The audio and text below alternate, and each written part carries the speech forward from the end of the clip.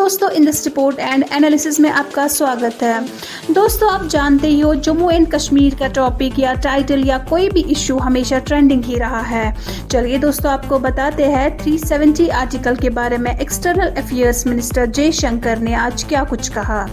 External affairs minister S Jaishankar ने कहा है कि आर्टिकल 370 का मसला अब खत्म हो गया है और अब पाकिस्तान के साथ बातचीत का सिलसिला भी खत्म हो गया है। उन्होंने ये भी कहा कि किसी भी देश को अपने पड़ोसियों के साथ चैलेंज से बचना मुश्किल होता है, क्योंकि नजदीकी से दोनों मौके और परेशानियां आती है।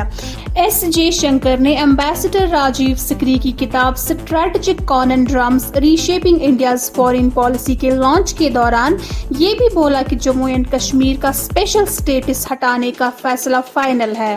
एक्शंस के कॉन्सिक्वेंसेस होते हैं और जम्मू एंड कश्मीर के केस में आर्टिकल 370 अब खत्म है। और साथ में उन्होंने कहा कि अब हमारे लिए ये सोचने का वक्त है कि पाकिस्तान के साथ हम कैसे रिलेशनशिप बना सकते हैं। डॉक्टर एस जयशंकर ने कहा कि हम पैसिव नहीं हैं और चाहे चीजें पॉजिटिव डायरेक्शन में जाए या नेगेटिव, हम रिएक्ट जरूर करेंगे। I think the era of uninterrupted dialogue with Pakistan is over. Actions have consequences. And insofar as Jammu and Kashmir is concerned, I think 370 is done. So the issue today is what kind of relationship can we possibly contemplate with Pakistan. Rajiv suggests that perhaps India is content to continue at the current level of relationship. Maybe yes, maybe no.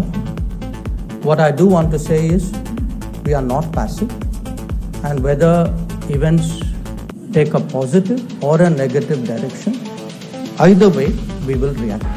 Bangladesh के साथ relationship पर उन्होंने कहा कि ये देश strategic significance रखता है और पीपल टू पीपल टाइज भी स्ट्रॉन्ग है। उन्होंने बांग्लादेश को इंडिया लॉक्ड कहा।